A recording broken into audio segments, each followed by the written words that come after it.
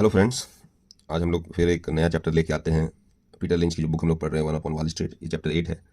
ये भी हम लोग पिछला चैप्टर जो देखे थे उसकी तरफ बड़ा चैप्टर है, तो I request you all to have patience. बहुत अच्छा ये चैप्टर में निचोड़ दिया हुआ है। जैसे पिछले चैप्टर में हमने स्टॉक्स की जाति के बारे में जाना था कि कौन सा फास्ट ग्रोवर है, स्टालवार्ट है, स्लो ग्रोवर है, मोटा हाथी, छोटा हाथी, आपका इसके देखा था हमने कि टर्न अराउंड और एसेट रीच, ये सारी चीज़ देखी थी। अब इस चैप्टर में जो है पीटर लिंच ने पूरा अपना कलेजा उतार के रख दिया है, समझ लो। ये चैप्टर अगर खत्म तो इसके बाद सब छोटे छोटे चैप्टर हैं, 10-12 पेज के और उससे भी छोटे 5-7 पेज के, तो वो पूरा बुक निकल जाएगा हमारा। और ये बुक हमारा इसलिए हम लोग पढ़ रहे हैं कि हम जो है इसका जो विजडम है पीटर लिंच का, उसको हम आत्मसात कर सकें और उसको अप्लाई कर सकें जब हम स्टॉक मार्केट में कुछ भी इन्वेस्टमेंट कर रहे हैं। तो बेसिकली फंडामेंटल बेस्ड अप्रोच है हमारा, तो हम लोग उसको उस नज़रिए से देख रहे हैं। तो हम लोग चालू करते हैं इस चैप्टर की कहानी कि जैसे इस चैप्टर में नाम दिया है परफेक्ट स्टॉक ऑर्डर डील। तो ये यहाँ पे इसका मतलब ये है कि सर्वगुण संपन्न स्टॉक जिसको आपको देख के मिले कि भाई वाह क्या सौदा मिला है।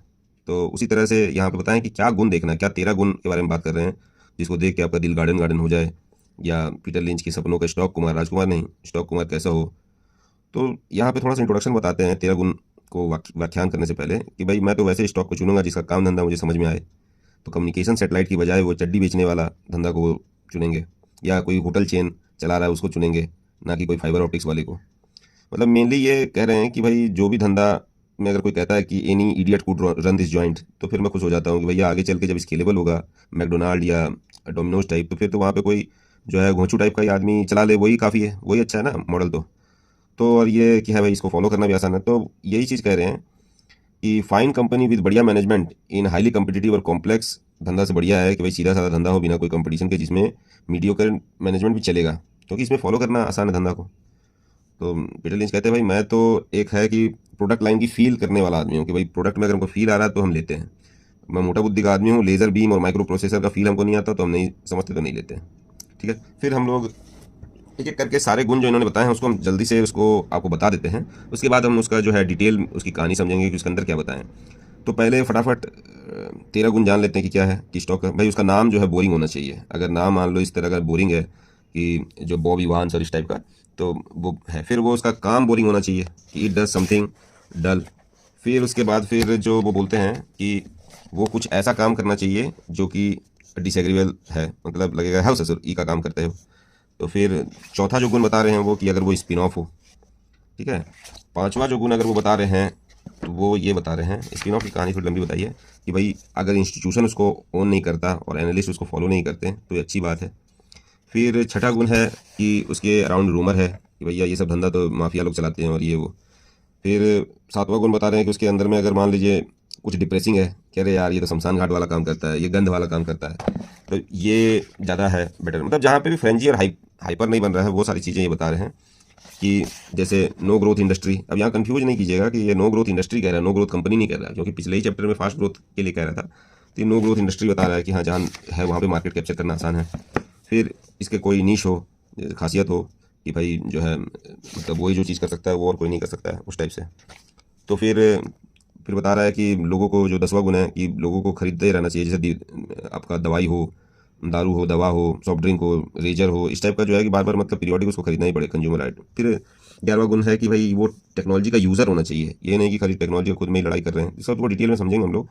फिर 12वां गुण अगर दिख रहा है आपको कि इनसाइडर उसमें खरीद रहे हैं तो ये बहुत बढ़िया टिप होती है। फिर 13वां गुण है कि अगर मान लीजिए कंपनी बाइंग बैक कर रही है, बाई बैक कर रही है, ठीक है, उसी को समराइज करके वो फिर ग्रेटेस्ट कंपनी ऑफ ऑल बताते हैं और ये खत्म हो जाती है हमारी जो चैप्टर है। तो अब हम लोग एक एक करके देखिए, जो बताना था वो गुण बता दिया, पर जब तक इस गुण को हम लोग उसका विजडम को नहीं समझेंगे, उसकी कहानी नहीं समझेंगे, तो आत्मसात नहीं कर पाएंगे। और विजडम अगर पीटर लिंच का आत्मसात किए बिना आप सोच रहे हैं कि अप्लाई कर दीजिएगा स्टॉक मार्केट में, तो फिर गलत है होंगे आप। तो चलिए हम लोग एक एक गुण को पकड़ते हैं कि जो पहला बोलते हैं इट्स साउंड्स डल और इवन रेडिकुलस। तो अगर कोई स्टॉक को परफेक्ट होना है तो उसे परफेक्ट कंपनी का अगर होना है तो वो वही होता है जो सीधा साधा धंधा करता है। ठीक है, तो सीधा साधा अगर धंधा करता है तो वही परफेक्ट कंपनी का होता है। और परफेक्ट कंपनी तो वही होता है जो नाम भी बोरिंग हो, उसमें परफेक्शन का और भी स्वाद आ जाएगा। कि जैसे ऑटोमेटिक डाटा प्रोसेसिंग की कहानी, कि भाई ऑटोमेटिक डाटा प्रोसेसिंग कैसे नाम लग रहा है, बॉब इवांस, उससे भी डर लग रहा है नाम। और फिर परफेक्शन का तड़का और भी लगेगा जब नाम बोरिंग के अलावा बकवास हो। जैसे मान लीजिए पेप बॉयज़, ऐसा लग रहा है कि भाई लौंडे लपाड़ी का बैंड बाजा है, बैंड है जोकर टाइप। थ्री स्टूजेस, टाइप लग रहा है कि मैनी, मो, जैक, इस टाइप का कोई भी नाम रहेगा तो आपको ये समझ लिए कि कोई भी जो है वॉल स्ट्रीट वाला भैया इस तरह का वाहियात नाम सूट बूट टाई लगा कर एनालिस्ट वो पैसा नहीं लगवाएगा ना कि भैया ले लीजिए पेप बॉयज़ में कि थ्री स्टूजेज में या मैनी में, मो में। तो ये सारी जो चीज़ है तब तक वो पैसा नहीं लगवाएगा जब तक वो आइकॉनिक नहीं बन जाए। ठीक है, तो देखिए जैसे अभी हम लोग का एग्जांपल में इंडिया में जैसे पहले जिंका लॉजिस्टिक था, अभी तो मान लीजिए ब्लैकबक उसका नाम चेंज हो गया, अब जिंका नाम ऐसा लग रहा है कि भाई हमदर्द का टॉनिक चिंकारा टाइप, तो फीलिंग नहीं दे रहा है। तो उस समय जब प्रीमियम वैल्यूशन आ जाएगा जब कि भाई ये कंपनी अर्निंग कर रही है, तो इसीलिए है कि आपको फालतू नाम का भी एक फ़ायदा होता है कि अगर गंदा संदा नाम लग रहा है और अच्छा कंपनी अर्निंग बैलेंस शीट वगैरह अच्छी है तो वो आप देख सकते हैं। फिर यहाँ पे बता रहे हैं कि इट डज समथिंग डल, तो वो काम भी उसका मतलब ऐसा नहीं होना चाहिए कि मतलब जो है कैसा हाई फाई काम कर रहे हैं, क्योंकि परफेक्ट कंपनी जिसका नाम बोरिंग हो और उसका काम भी बोरिंग हो तो फिर वाह वाह वाली बात हो जाती है, अति उत्तम। आप जो टीवी इंटरव्यू में प्रोडक्ट में ऐसा नहीं मिलेंगे, जैसे बोतल का ढक्कन, कैन, कॉर्क या सील बनाने वाली कंपनी का सीईओ का इंटरव्यू ले रहे हैं, उसको लेकर एक्साइटमेंट नहीं होता। बाजार बाजार एक्साइटमेंट होता है आपका, क्योंकि वॉल स्ट्रीट के जो लकीर के फ़कीर लोग हैं तो वो थोड़ा सा मतलब उसी हिसाब से देखते हैं कि जो प्रॉफिटेबल वेंचर से खुद को दूर रखते हैं। ठीक है, तो जब तक इसकी कहानी पूरी पक जाएगी, तो एक बार जब पक जाती है कहानी तो फिर ऑक्सीमोरॉन जो लकीर के फ़कीर लोग हैं वो आते हैं इसके अंदर में, स्टॉक के अंदर एंट्री बनते हैं और उसके बाद फिर इसको और ऊपर ले जाते हैं। तो जिसका नाम भी बोरिंग, काम भी बोरिंग, अर्निंग्स है, बैलेंस शीट तगड़ी है, तो इस तरह के स्टॉक में आपको खरीदने का नीचे भाव में काफ़ी समय मिलेगा। और जब कहानी पूरी तरह पक जाएगी, जब चेप देना किसी को और कट लेना वहाँ चार्टिस्ट वाले भैया को देके, ठीक है, तो ब्रेकआउट वर्कआउट देखता रहेगा वो। फिर तीन जो है वो तीसरा गुण है कि इट डज समथिंग डिसएग्रीएबल, मतलब जो है कि बोरिंग और डल काम करने से भी ज़्यादा है कि मतलब ऐसा काम कर रहा है गंद संद वाला काम। जैसे मान लीजिए यहाँ पे एक कहानी बताते हैं सेफ्टी क्लीन की, कि सेफ्टी क्लीन जो है जो सेफ्टी क्लीन है वो गैस स्टेशन वगैरह से आपका जो भी ग्रीस है, तेल है, ये सारी चीज़ें वो इकट्ठा करती थी, वो हटाती थी, साफ़ करती थी। ठीक है, तब नाम में भी सेफ्टी क्लीन जो बोल रहे हैं कि सी को के लिख रहा है, लिख नहीं पा रहा है, तो इस तरह का जो है वो आपका मान लीजिए निगलेक्ट कर देते हैं लोग कि हटाओ यार ये सब क्या है, इसको नाम भी सही से नहीं है, सब छोटा मोटा कंपनी लग रहा है। तो ठीक है, गंदा संदा काम रखे या उतपटांग नाम रखा है तो देखने लायक है, इसका मतलब पीटर लिंच कह रहे हैं कि ये ऑटो पार्ट से डिग्रीजिंग करता है, तो काम भी इतना तोप नहीं है कि इस पर नेटवर्क टीवी वाला एक मिनी सीरीज चलाए। रेस्टोरेंट मगर इस धंधे ने क्या किया, इस धंधे ने फिर मतलब रेस्टोरेंट से भी तेल का डिग्रीसिंग का काम बढ़ा लिया और कई तरह के गंद के हटाने को काम करने लगा। अब बताओ कौन एनालिस्ट है जो इस तरह सबके बारे में लिखेगा, और कौन होगा फंड मैनेजर जो इस तरह के जो है स्टॉक में बाई रिकमेंडेशन देगा, बताइए। वो ये कहना चाह रहे पीटर लिंच। और उसके बाद एक और एग्जाम्पल फेंकते हैं, वो है इन्वायरोडाइन का। तो जो इन्वायरोडाइन है, ऐसा नाम लगने से लग रहा है कि जैसे भैया ओजोन लेयर में कोई बाउंस करने वाला बॉल बना दिया हो कि हाँ भाई टकरा के आएगा वापस आ जाएगा। तो मगर है ये क्या काम करता है कि वहाँ का जो फिडेलिटी का जो उस वक्त का फर्स्ट प्रोडक्ट का जो एनालिस्ट था थॉमस स्विनी, उसने बताया था इसको। तो इन्वायरोडाइन जो है नाम भले ऑड है पर उसका काम जो है वो खाना पीना से लेकर है कि इसके सब्सिडरी था एक क्लियर सील्ड, तो वो प्लास्टिक का फॉर्क और स्ट्रॉ बनाता था। तो लगता है कि भैया परफेक्ट बिजनेस है जो इडियट चला सकता है, पर एक्चुअल में टॉप फ्लाइट मैनेजमेंट था और उस पर भी अच्छा खासा बड़ा पैसा लगा रखा था दाव पे लोगों ने अपने जो है। तो ये लोएस्ट कॉस्ट प्रोड्यूसर था, जैसे अपने यहाँ श्री सीमेंट है सीमेंट में, उसी तरह से। तो मैनेजमेंट टॉप नॉच है, बड़ा पैसा लगा रखा है, प्लास्टिक में नंबर 2 है, नंबर 3 है। इसने पहले विस्कासे खरीदा, फिर फिल्म को खरीदा, मतलब पूरा पिकनिक का जुगाड़ खरीद लिया। तो अपना पॉजिटिव कैश फ्लो से इसने जो भी एक्विजिशन करना था करा। तो 12 बैगर बनाया मैंने पीटर लिंच ने।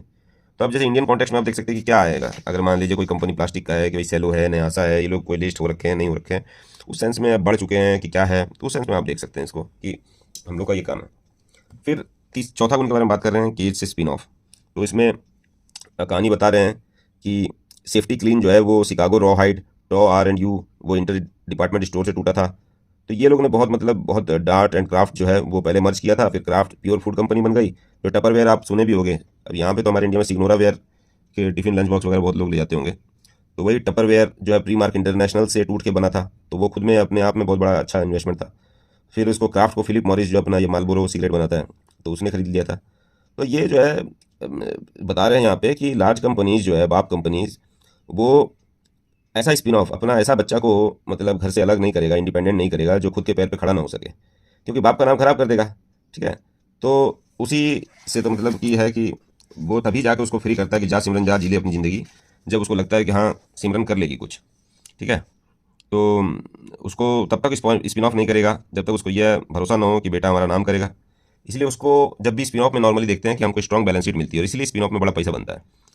तो मतलब वो जो है रॉकी और रानी में जैसे बोलते हैं ना, खानदानी स्वाद वही पर सोच नहीं, धनलक्ष्मी लड्डू।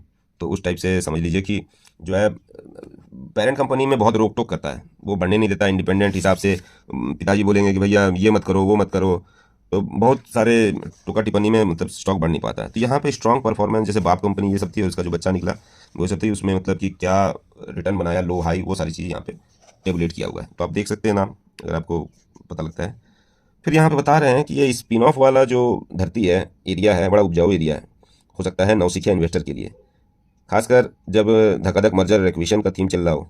कंपनी जिसको डर है कि हमारा भी हॉस्टाइल टेक ओवर हो सकता है, वो आक्रमणकारी को, जो रेडर्स होते हैं, मतलब जो लेना चाहते हैं, हॉस्टाइल टेक ओवर करना चाहते हैं, उसको दूर रखने के लिए डिवीजन को स्पिन ऑफ या सेल ऑफ कर देती है। तो ये करने से क्या होता है कि पूरा डील जो, अगर वो एज अ हॉलिस्टिक डील समझ रहे हैं, तो वो चीज़ जहर हो जाता है लेने वाले के लिए। ठीक है, तो इस तरह से मतलब अपने आप को बचा भी लेते हैं, अपना गढ़ बचा लेते हैं, किला बचा लेते हैं। इसको आप कह सकते हैं कि बाजार से मतलब कैसे करते हैं, बाजार से आप मान लीजिए चुपके चुपके उठा रहे हैं कोई शेयर दूसरा तीसरा के नाम पे, आपको लग रहा है कि पब्लिक के पास है, पर हो सकता है सारा अदानी के पास जा रहा हो, या मान लीजिए किसी और के पास जा रहा हो। ठीक है, तो स्पिन ऑफ के बारे में एक और बात बताते हैं कि चिट्ठी जो भेजी जाती है स्पिन ऑफ के दौरान शेयर होल्डर को, वो बड़े हड़बड़ी सड़बड़ी में बनाई जाती है, तो उसमें ज़्यादा क्लैरिटी नहीं आ पाती। एनुअल रिपोर्ट के प्रेस पर कम क्लैरिटी आती है, तो वो एक अच्छा अवसर पैदा करता है स्पिन ऑफ, क्योंकि समझने में जब भूल हो जाती है इस स्पिन ऑफ को अक्सर, तो वॉल स्ट्रीट उसको इतना ध्यान नहीं देता है। ठीक है, तो इन और खासकर जैसे मतलब स्पिन ऑफ जब निकलता है तो उसका 2% 5% छोटा छोटा निकलता है, बच्चा, तो उन सबको खुदरा माल समझ के उसको बेच देते हैं लोग। पर उसी में सबसे ज़्यादा बैलेंस शीट अच्छी रहती है, क्लीन बैलेंस शीट रहती है, और उसी में हो सकता है कि 1-2 महीने बाद अगर आप देखो कि इनसाइडर बाइंग हो रही है उसके अंदर में, तो मतलब प्रमोटर खुद इस जो है बच्चे पर लेकर बुलिश है, तो फिर आप क्यों नहीं बुलिश हो रहे हो? तो आपको भी देखना चाहिए फिर, जो प्रोमोटर अगर मान लीजिए खरीद रहा है उसके अंदर में। तो ये बता रहे हैं यहाँ पे। फिर यहाँ पे कहानी बताते हैं कि एटीटी की जो है, एटीटी टेलीकॉम कंपनी थी, वो बेल, कई बेबी बेल्स मतलब साथ में टूटी, 9X, Pacific Telesis, Southwestern Bell, US West, तो इस तरह से मतलब Bell Atlantic, BellSouth Ameritech, तो ये सारी चीज़ें में टूटी। और जो भी मतलब निकले वो 1983 से 1988 में देखा जाए तो आपका 19 ये लोग ने 114% रिटर्न दिया। ठीक है, तो ये अगर आप देखेंगे डिविडेंड को भी ऐड करके देखेंगे तो 170% रिटर्न था। तो वो तो मार्केट को समझ लो दुगने से बीट कर दिया, और जितने भी उस समय म्यूचुअल फंड चला रहे थे सबको बीट कर दिया। और मेरा भी, पीटर लिंच बोल रहे हैं कि भाई मेरा भी बीट कर दिया। तो ऐसा नहीं है। ठीक है, तो बोला भाई इसमें क्या है, तो एक बार उसको समझने के लिए आप समझे कि क्या हुआ, क्योंकि यहाँ पे शिकंजे से एक बार मुक्त हो गया तो ये लोग फ्री होके चले। तो इन्होंने मतलब, क्योंकि एटीटी ग्रुप ने पहले ही मॉडर्न इक्विपमेंट वगैरह इंस्टॉल कर लिया हुआ था, तो पैसा उठाने की इन लोग को जरूरत नहीं पड़ी, बच्चे लोग को, तो इक्विटी डाइल्यूट करने की जरूरत नहीं पड़ी। जब इक्विटी डाइल्यूट नहीं हुई तो फिर लुक्रेटिव रहा, हेल्दी कंपटीशन रहा आपस में सातों बच्चों में। तो इतना कंपटीशन किया कि जो पेरेंट माँ बेल थी वो तो मान लीजिए प्रॉफिटेबल बिजनेस जो लीड इक्विपमेंट का था उसमें प्रतिस्पर्धा के कारण जो स्प्राउट और एमसीआई बोल के कंपनी आई, तो उससे तो वो तो कंप्यूटर ऑपरेशन में घाटा में चलने लगी, पर जो बच्चे बेल्स थे वो फ़ायदे में आने लगे। तो यहाँ पे ये कहानी बताया इन्होंने। फिर हम लोग चलते हैं तो वो बता रहे हैं कि इन्वेस्टर जिसके पास पुराना एटीटी का शेयर था, 18 महीने थे उसको डिसाइड करने के लिए कि हम क्या करें। तो उनको बहुत सारा मटेरियल भेजा गया, बहुत लोग सप्लाई करने वाले थे, देखे होंगे कि क्या हो रहा है बदलाव, और ले सकते थे एमेचर एज। तो उस तरह की बात बता रहे हैं। तो दूसरा है कि कैसे स्पिन ऑफ से पैसा बन सकता है और एमेच्योर को कैसे है। तो वो कह रहे हैं कि भाई मैंने तो कभी सपने में भी नहीं सोचा था कि कंजर्वेटिव कंपनी जैसी अपनी एटीटी वो भी इतना पैसा बना के देगी इतना जल्दी। तो स्पिन ऑफ में ये हो जाता है कि मतलब पूरा नेचर ही चेंज होता है। फिर पांचवा गुण जो स्टॉक में कहने का देखने बोल रहे हैं वो है कि इंस्टीट्यूशन उसको नहीं ले रखे हैं, मतलब बहुत कम ले रखे हैं, या एनालिस्ट बहुत कम फॉलो करते हैं। तो अगर आपको कोई ऐसा स्टॉक मिल गया है जिसमें बहुत कम या ना के बराबर इंस्टीट्यूशनल होल्डिंग है, तो आपके हाथ हो सकता है एक पोटेंशियल विनर मल्टीबैगर भी मिल गया है। एनालिस्ट कोई भी नहीं आता तो समझ लीजिए ये डबल विनर है, क्योंकि जब कोई कंपनी वाला कहता है कि पिछला एनालिस्ट 3 साल पहले आके गया था, तो मुश्किल से ही मैं अपनी खुशी जोश को रोक पाता हूँ। और यह आमतौर पर बैंक, सेविंग्स, लोन, इंश्योरेंस में अक्सर होता है, क्योंकि यहाँ पे हज़ारों कंपनी हैं और 50-100 ही ट्रैक कर सकते हैं वाल स्ट्रीट वाले भैया लोग। तो इसलिए आप टैं बोल जाते हैं वो लोग। तो इसीलिए मैं इसमें मतलब इस थीम के अंदर में हमको मिल जाते हैं उस तरह के कि जहाँ पे इंस्टीट्यूशन ओन नहीं करते और एनालिस्ट फॉलो नहीं करते। तो और फिर ये कहते हैं कि मैं भूत के भी जो मशहूर स्टॉक थे उसमें भी दिलचस्पी रखता हूँ, जिनको आज वाल स्ट्रीट भैया लोगों ने नकार दिया है, तो एक्सपर्ट्स लोग द्वारा नकार दिए गए हैं, क्योंकि क्रिस्लर और एक्सॉन को भी इन लोगों ने नीचे में छोड़ दिया था और उसके बाद रिबाउंड कर गया। इंस्टीट्यूशनल होल्डिंग का डाटा आपको स्टॉक ब्रोकर वगैरह से मिल जाता है। तो मतलब एक बार ये महानुभाव आत्मा लोग निकल जाती है तो वो फिर से लुक्रेटिव हो सकता है। ठीक है, फिर वो बताते हैं कि छठा गुण अगर आपको मिल जाए तो वो भी बढ़िया है, कि रूमर्स हैं उसके बारे में कि भैया ये टॉक्सिक वेस्ट मैनेजमेंट करता है, ये सब धंधा तो माफिया लोग ही करते हैं। कूड़ा कबाड़ मैनेजमेंट से बढ़िया इंडस्ट्री सोचने से भी नहीं मिलेगा, पीटर लिंच कह रहे हैं। गंध, सीवेज, तेल, चीट, ग्रीस, ये सब जो भी घिनास्टिक काम है जो है, तो मतलब ये इसमें मेरी दिलचस्पी बढ़ जाती है। ठीक है, तो ये मतलब ये सारी जो चीज़ है आपका जो है कूड़ा कबाड़ वाला, तो ये मतलब कि जो उसका उससे भी बढ़िया है। ठीक है, तो हमारा जो मतलब सबसे पहला जो हम थीम बताए थे कि डल जो बताए थे यहाँ पे, इसमें एग्जांपल बताना हम भूल गए थे कि जैसे ऑटोमेटिक डाटा प्रोसेसिंग है, तो वो भी एक वो था बॉब इवांस जो है, और क्राउन कॉर्क एंड सील जो है। तो इस तरह का जो है पेप बॉयज़ जो बताया तो था मैंने, पेप बॉयज़ जो कि मतलब एक तरह से हमारा जो कार देखो या ऑटोमेटिक वाला जो काम कर रहे हैं कि मैकेनिक वाला काम, तो वही एक तरह से प्लेटफॉर्म में मैकेनिक वाला काम था। तो वो सारी चीज़ जो है वहाँ पे बताया है। ठीक है, तो यही चीज़ मिस हो गए थे। तो अब हम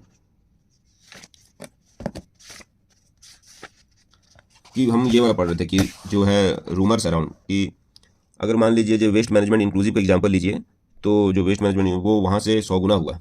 जब सॉलिड वेस्ट मैनेजमेंट, तो वेस्ट मैनेजमेंट भी जो है अच्छी चीज़ है, तो आप उसको ऐसा नहीं सोच सकते।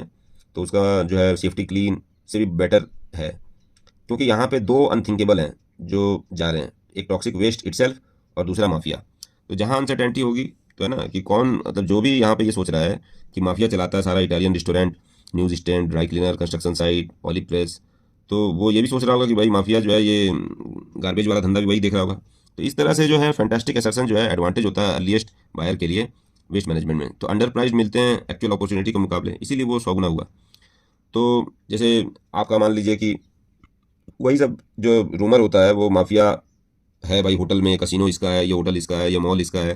तो इस तरह से जब मतलब कि रहता है तो फिर आप उसमें डरिए मत, क्योंकि जो है बोला जाता है कि भाई जो है इज्जतदार इन्वेस्टर जो है, एक तरह से ढंग का इन्वेस्टर, कायदे का इन्वेस्टर जो है, ये माफिया वफिया वाले से दूर रहता है। पर बाद में अगर आप देखेंगे तो भर भर के अर्निंग्स देता है। तो अब जब ये माफिया उदय सिटी टाइप जो है, समझ लो कि आपको लग रहा है कि हाँ ये है, तो उसको लोग बाद में मतलब कि फिर करने लगते हैं ना, भगवान मानने लगते हैं। फिर सातवां जो गुण बता रहे हैं, there is something depressing about it, कि यहाँ पे एक सर्विस कॉर्पोरेशन इंटरनेशनल का एग्जांपल देते हैं, कि हम लोग पहले भी इसको देखे थे कि फ्यूनरल सर्विस से रिलेटेड है। तो वो बोल रहे हैं कि जॉर्ज वेंडरहिडन जो फिडेलिटी के इलेक्ट्रॉनिक्स एनालिस्ट थे, उन्होंने हमें बताया था ये कि, तो इसका मतलब यही है कि वॉल स्ट्रीट वाले भैया को टॉक्सिक वेस्ट तो देखे नहीं जा रहा, तो कहाँ ये मरा खरा वाला काम धंधा करने वाला को लेंगे। तो अगर इस तरह का जो उदासीन करने वाला जो कुछ अगर स्टॉक मिलता है, तो वो भी मतलब कि आपका पोटेंशियल बाई हो सकता है। ठीक है, तो कई सालों तक यह हुस्टन कलाल देश भर में चुपचाप कब्रिस्तान खरीद रहा था लोकल लोगों से, जैसे कि गैनेट कंपनी ने बहुत सारे न्यूज़पेपर को खरीदा था छोटे लोकल वाले को। तो जो है एक तरह से आप देखिएगा कि मैकडी टाइप मैकबरियल बन गया इसका आपका सर्विस कॉर्पोरेशन इंटरनेशनल की, मतलब इतना ये कर दिया। 461 फ्यूनरल पार्लर खोल दिया, 161 कब्रिस्तान, 76 फूल का दुकान, 21 तरह का मौत सामग्री से रिलेटेड जो है वर्टिकल इंटीग्रेशन कर लिया अगला मौत के धंधे में, समझ रहे हो। तो मतलब मौत के धंधा मतलब यहाँ पे है अंतिम संस्कार। तो एक हार्वर्ड ह्यूज बोलकर एक नामी गिरामी हस्ती थी अमेरिका में, जो कि आपका एरोस्पेस इंजीनियर भी था, बिजनेस भी था, फिल्म प्रोड्यूसर वगैरह भी था। तो जब उसको दफनाया गया ग्लेनवुड सेमेट्री में, तब मतलब इस स्टॉक का समझ लो चार चांद लग गया। तो साथ साथ में अगर आप देखें तो क्या ये काम किया कि ये सर्विस कॉर्पोरेशन इंटरनेशनल एक प्री नीड पॉलिसी करके भी निकाल के ले आया कि भाई जीते जी कब्र और कफन का पैसा जमा करा दो, जिससे मौत के बाद घर वालों के भरोसे तुम्हारी जो है लाश नहीं रहेगी। वाह क्या सोच है। और दाम भी आज के भाव पे लॉक हो जाएगा। कब्र की एडवांस बुकिंग कर लो कि जो तुम अफोर्ड कर सकते हो, नहीं तो कल को महंगा हो जाए तो वो भी नसीब ना हो और घर वाले परेशान हो। तो ये डील घर वालों को बहुत राहत देगी, और कंपनी को तो उससे भी ज़्यादा राहत मिली, क्योंकि जो है मरेगा आदमी कब, पर पैसा आज से उसका प्रीमियम आने चालू हो गया टर्म इंश्योरेंस टाइप, और देना भी नहीं है उसको वापस कुछ। तो इस तरह से कर करके जो इन लोगों ने मतलब कि बहुत ज़्यादा पैसा कमा लिया। $50 मिलियन जो यहाँ कह रहे हैं वो बिलियंस में कन्वर्ट हो गया, और जो है वो इतना बढ़ा लिया कि प्री नीड जो है अपने ही फ्यूनरल होम्स में नहीं, दूसरे के फ्यूनरल होम्स में भी प्री नीड वाला जो है फ्यूनरल का काम करें, इंश्योरेंस टाइप का काम चालू कर दिए ये। और जिसका धंधा 40% एक साल में बढ़ रहा था, ये प्री अरेंज फ्यूनरल वाला, क्योंकि लोगों को भरोसा है नहीं कि भाई हमारा करेंगे फैमिली मेम्बर्स। ठीक है, तो अमेरिकन जनरल जो एक मतलब इंश्योरेंस कंपनी है, उसने भी मतलब 20% पहले से शेयर ले रखा था। तो मतलब ये हो गया कि सोने पे सुहागा ये काम हो गया कि उसको एक रियल एस्टेट की जगह चाहिए थी। अब वो SCI के पास थी कोई, तो अब उसको अगर मान लीजिए वो दिया और बदले में 20% अपना शेयर छुड़ा लिया, तो और भी उसके लिए मतलब बेस्ट हो गया। ठीक है, तो और 2 साल तक इसको ऑपरेशन करने का भी मिला रहा। ठीक है, तो ये हुआ जो है आपका मतलब सर्विस कॉर्पोरेशन इंटरनेशनल ने कैसे पैसा बनाया उस चीज़ की कहानी। तो इसको बेस्ट थिंग इस कंपनी के बारे में ये था कि प्रोफेशनल इन्वेस्टर इसको सालों तक नकार के रखे, समझ रहे हैं। तो इसका मतलब एमेचर इसको कभी भी खरीद सकते थे। और सर्विस कॉर्पोरेशन इंटरनेशनल के जो एग्जीक्यूटिव थे वो जत्थे में जाते थे कि भैया कि हमारा देखो ये काम धंधा हम करते हैं, मगर इसका कोई कहानी सुनने के लिए रेडी नहीं थे वॉल स्ट्रीट वाले। तो ये हाल होता है, पर एमेचर इसको खरीद सकता था। तो आप आराम से खरीद सकते थे कि आप हॉट स्टॉक और पॉपुलर इंडस्ट्री के अंदर में जो खरीद रहे हो, जैसे आज के डेट में एआई और उसके अंदर एनवीडिया, तो उसके बजाय में आप मान लीजिए इस तरह का जो है गिरा पड़ा, और मान लीजिए जो इसको कोई ध्यान नहीं दे रहा है और वो एज ए कंपनी ग्रोथ कर रही है, भले इंडस्ट्री में ग्रोथ होना हो, तो उस तरह का आप ले सकते हैं। 5 साल में 40% CAGR से उसका धंधा बढ़ रहा था। प्री अरेंज फ्यूनरल्स जिसको आप कह रहे हैं, ठीक है। तो सर्विस कॉर्पोरेशन इंटरनेशनल यही सारी चीज़ें बता रहे हैं। तो इतना बढ़िया होने के बावजूद भी जो है अपना कहानी बताने के लिए SCI वालों को तेल लगाना पड़ता था। लकीर के फ़कीर लोग सुनते नहीं थे, ठीक है। तो इसके अर्निंग बढ़ रहे थे, रैपिड ग्रोथ था, डेट नहीं था, सब कुछ सही था, तो देख सुन सकता था कोई भी आदमी। तो 1986 में जाकर इंस्टीट्यूशन वाले भैया लोग भर भर के इसको खरीदे, और उसके बाद से मार्केट को में ये अंडर परफॉर्म किया है। मतलब समझ गए प्रहलाद चाचा कि क्या हो रहा है। तो वॉल स्ट्रीट वालों की जो सनीचर दृष्टि पड़ी, उससे पहले ये 20 बैगर हो चुका था। बाद में ये कैस्केट का धंधा एक्विजिशन कर लिया, और जो है प्री अरेंज फ्यूनरल वाला भी जो है धंधा, वो फिर थोड़ा सा उसका ग्रोथ खत्म हो गया, ठीक है। तो ये कह रहे हैं कि जो है ग्रोथ इंडस्ट्री के बजाय हम जो है नो ग्रोथ इंडस्ट्री को प्रेफर करते हैं। हाई ग्रोथ इंडस्ट्री में कोई मज़ा नहीं है, एक्सेप्ट कि उसमें अपने गिरते स्टॉक्स का मज़ा लीजिए। 1950 में कारपेट में, 1960 में इलेक्ट्रॉनिक्स में हाई ग्रोथ इंडस्ट्री थी, और तो इनमें से ज़्यादातर कंपनीज जो है बड़ी छोटी जो भी रही हो, चली नहीं लंबी, क्योंकि हर एक सक्सेसफुल प्रोडक्ट के पीछे हज़ारों तेजन सिंह MIT IIT वाले दुनिया भर में, ताइवान में लगे हैं कि भाई कैसे इसको सस्ता करें और इसको बढ़िया करें। जैसे अभी आप देख सकते हैं कि डीप सीक ने OpenAI वाला जो है का बना दिया। तो जो हॉट है उसमें मतलब कि कंपटीशन चलता रहेगा। तो नो ग्रोथ इंडस्ट्री बोलने का मतलब है कि नो कंपटीशन, यहाँ की मोट की कोई ज़रूरत बनाने की ज़रूरत नहीं है, मार्केट सारा आप कैप्चर कर लो, ठीक है। तो ज़्यादातर लोग हाई ग्रोथ के पीछे भागते हैं, पर मैं नहीं, मुझे तो लो ग्रोथ पसंद है। जैसे प्लास्टिक का छुरा कांटा, या तब भी हम उसको तब लेंगे जब हमको नो ग्रोथ नहीं मिला हो, जैसे अंतिम संस्कार का धंधा टाइप। यह मारामारी कंपटीशन, कट थ्रोट, आपको बोतल का ढक्कन बनाना या कूपन बनाने वाले या मोटल चेन या तेल का ड्राम समुद्र से खींचने वाले धंधे में आपको नहीं मिलेगा। तो इस तरह का जो बोरिंग धंधा होता है उसमें आपको पैसा ठीक ठाक अच्छा बन जाता है। आप हॉट को चेस करोगे तो हो सकता है आपको, यही कह रहे हैं कि ये सब बोरिंग धंधा जो उदासीन लाती है इंडस्ट्री में, जहाँ ग्रोथ नहीं है, वहाँ कोई आता नहीं है कम्पीट करने के लिए कि कर ले भाई तू ही कर ले, यह काम टाइप फील देता है, ठीक है। तो जैसे में आप मार्केट शेयर गेन कर सकते हैं, तो इसी में कह रहे हैं कि वाटन से पास होने वाले जो लोग हैं वो जो है सर्विस कॉर्पोरेशन इंटरनेशनल को अंतिम संस्कार के धंधे में या पेट्रोल पंप से गंदा तेल निकालने के धंधे में, ग्रीस उठाने के धंधे में घुस कर अपना दोस्त को अपना ये थोड़ी बताएंगे कि भाई हमारा ये काम हम आज ने पकड़ा है, ठीक है। तो फख्र तो महसूस नहीं करेंगे।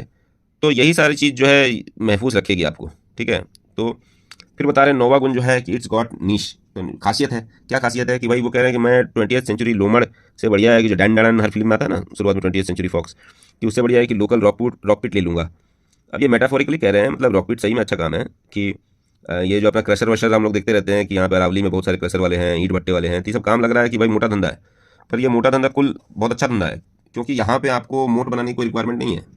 अब जैसे आप समझ लीजिए कि अगर नॉर्थ ईस्ट में कोई सीमेंट बनाने वाली कंपनी है, तो वो उसके पास में मोट है, क्योंकि यहाँ से अगर आप सीमेंट गुजरात से या आप राजस्थान पंजाब से बना के अगर भेजोगे तो उसका भाड़ा भुत्ता इतना लग जाएगा कि सीमेंट वहाँ का, यहाँ से 300 रुपये का सीमेंट आपको वहाँ 900 रुपये पहुँचेगा। वहाँ पे अगर कोई 450 में बेच रहा है तो 900 वाले से तो सस्ता ही है ना।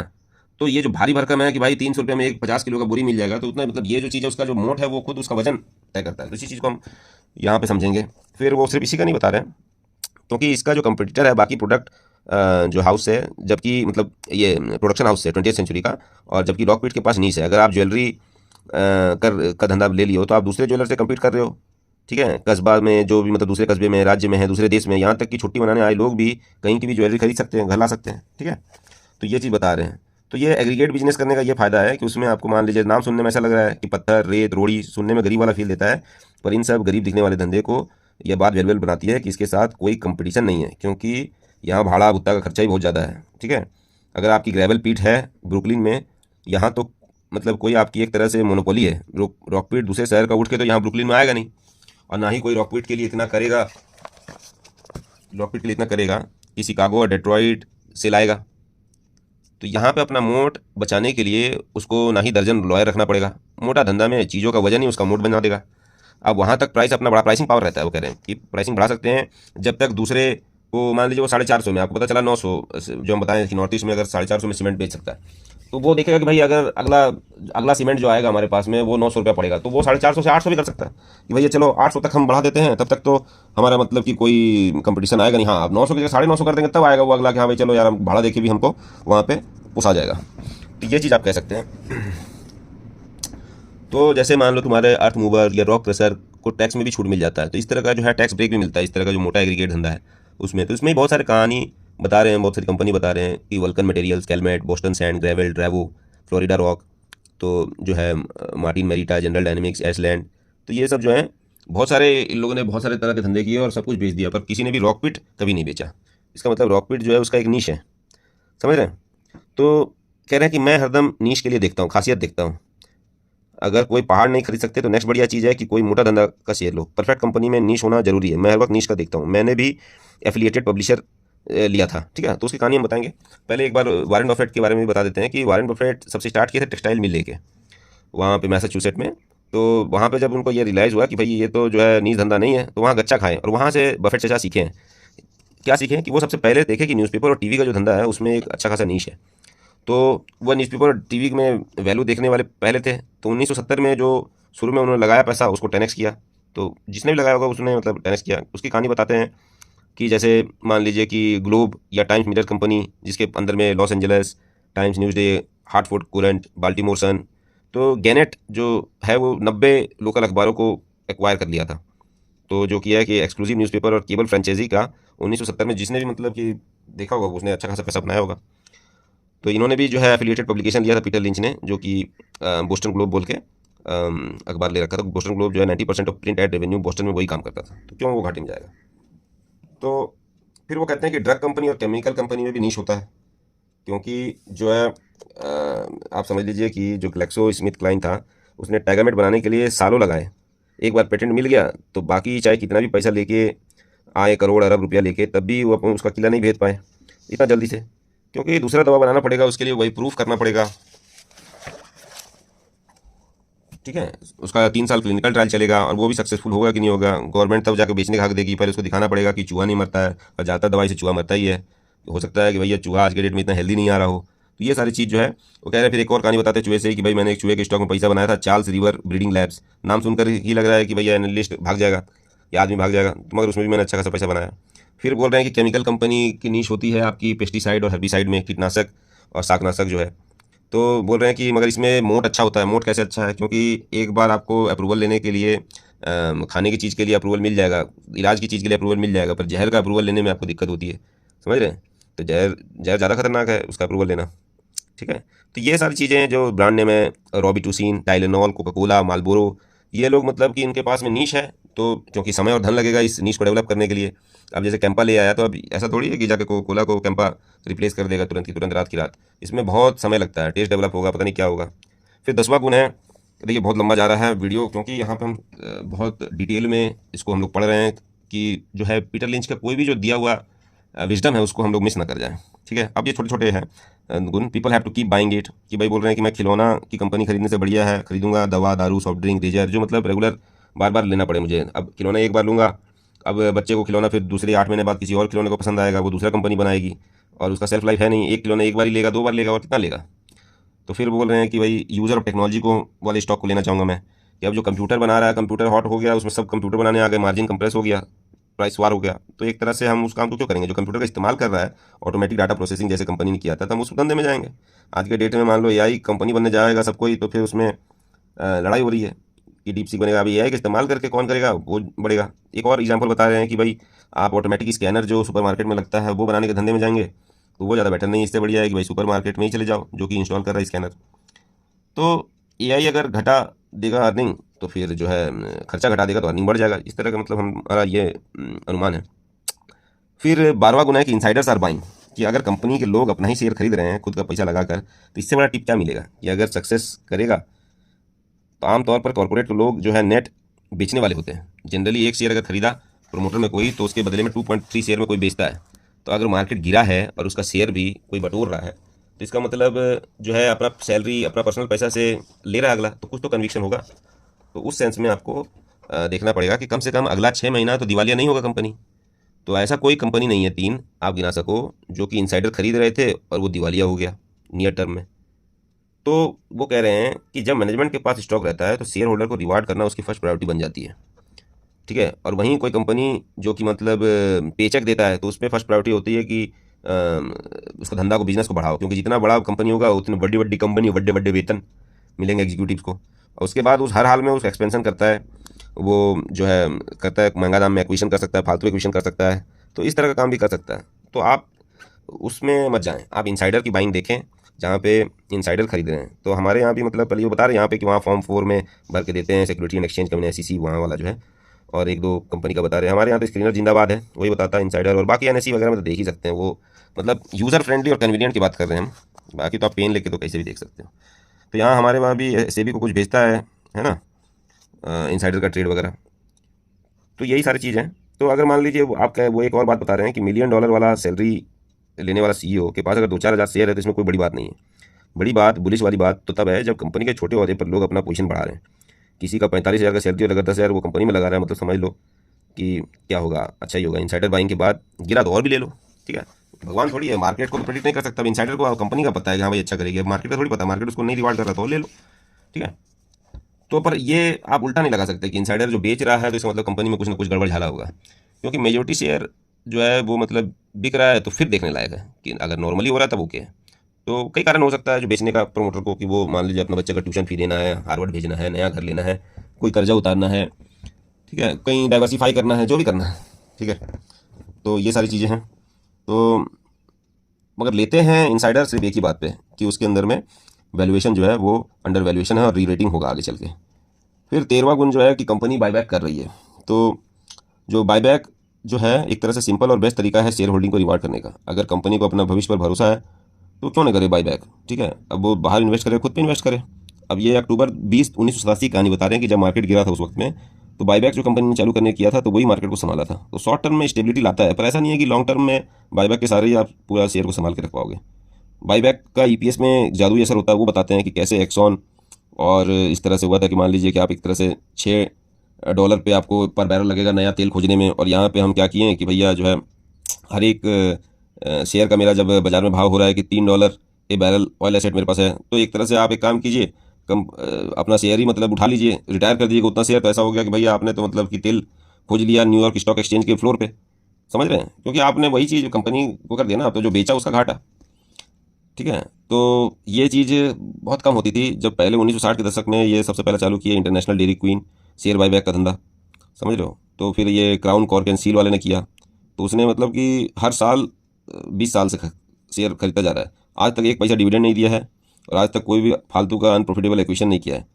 पर जब उसने मतलब श्रिंक करके शेयर को मैक्सिमम इम्पैक्ट लाया नहीं, हमारे यहाँ भी हमारे आप देख सकते हैं कि इस तरह से ही है। If this keeps up someday there will be 1000 shares of crown and worth ₹10 million piece. तो इस तरह से वो बता रहे हैं कि फिर टेलीडाइन की कहानी बता रहे हैं कि उसका जो चेयरमैन था सिंगलटन, वो बाज़ार में आके बोलता था कि भाई बाज़ार से जो दाम है उससे भी मैं मतलब ज़्यादा दाम देने के लिए रेडी हूँ, प्रीमियम देने के लिए, क्योंकि बाज़ार में आप जाओगे तो एक के बाद लिक्विडिटी कम हो जाती है ना, फिर तो आपको ऊँचे पे ही खरीदना पड़ेगा जिससे खरीदना है।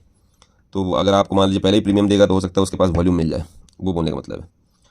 तो आपको ये बता रहा है कि जो कॉमन अल्टरनेटिव बायबैक करने के 4 हैं, वो बता रहे हैं कि कंपनी डिविडेंड बढ़ा सकती है, कंपनी नए प्रोडक्ट पैदा कर सकती है, कंपनी नए ऑपरेशंस चालू कर सकती है, कंपनी नए एक्विजिशन कर सकती है। तो इसमें वो बता रहे हैं कि जिलेट ने है जो चारों धंधा ये चारों चालू चीज़ कर दी। वो रेजर वाले धंधे में प्रॉफिटेबल थे बहुत बढ़िया से, पर उन्होंने एक काम किया कि कॉस्मेटिक्स का काम चालू कर दिया, toiletries, ball point pen, cigarette lighter, curler, blender, office product, toothbrush, hair care, digital watch, बहुत सारा डाइवर्जन कर दिया। तो जो $100 का जो है स्टॉक था वो $35 का हो गया। क्यों? क्योंकि डिवर्सिफिकेशन हो गया, डाइवर्सिफिकेशन नहीं था, ठीक है। ये तो लेने के देने पड़ गए, ठीक है। तो इस तरह से ये Gillette the best a man can get वाला जो एडवर्टाइज आता है, तो उसने अपना खुद ही बेस्ट नहीं किया था, पर बाद में अपना ट्रैक पे आ गया। तो कहते हैं कि reverse of buying back share is diluting the share. तो डाइल्यूट करना वाला जो चीज़ है धंधा वो ठीक नहीं है। एक नवी स्टार कंपनी कहानी बताते हैं कि ये जो है शेयर डाइल्यूशन कर रहा था क्राइसिस के समय पे। कंपनी तो रिकवर हो गई क्राइसिस से, पर स्टॉक अभी भी क्राइसिस में ही है। उसका चार्ट दिखाते हैं यहाँ पे कि यहाँ पे एक बार ऐसे ये गया, लुढ़कता ही रह गया। तो Navistar the company recover from bad times but the stock never recovered because the company issued more than 100 million shares. तो इतना जब ज़्यादा शेयर इशू हो जाता है तो फिर उसमें लफड़ा वाला बात है, ठीक है। तो वो सारी चीज़ें हम लोग यहाँ पे देख लिए हैं। अब यहाँ पे एक कहानी बता रहे हैं ग्रेटेस्ट कंपनी ऑफ ऑल। तो ये सारे जो 13 गुण हैं उसी को लेकर एक सपनों का स्टॉक कुमार देख रहे हैं, कहानी देख रहे हैं कि भाई मेरे जो है क्या होना चाहिए। उसी में एक कंपनी इनको मिल गई है काजून क्लींजर्स, ठीक है। वो काजून क्लींजर क्या काम करती है, ये पानी वानी के जो दाग वाग लग जाते हैं फर्नीचर में इधर उधर में, तो रेयर बुक में, ड्रेपरीज में, ह्यूमिडिटी के कारण, जो कि एक रिसेंट स्पिन ऑफ हुआ था लुइजियाना बेयू फीडबैक से, ठीक है।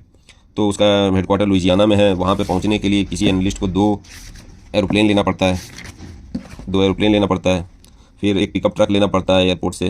तो एक भी एनालिस्ट आज तक न्यूयॉर्क या बोस्टन से कभी गया नहीं है काजून क्लींजर के पास, ना ही आज तक किसी इंस्टीट्यूशन ने खरीदा है। आप काजून क्लींजर को कॉकटेल पार्टी में बताते हो तो आप खुद से बात करते हो, तो वो वाहियात लगता है सुनने में। तो ये अपना धीरे धीरे जो है सेल्स बढ़ाया जा रहा है काजून क्लींजर।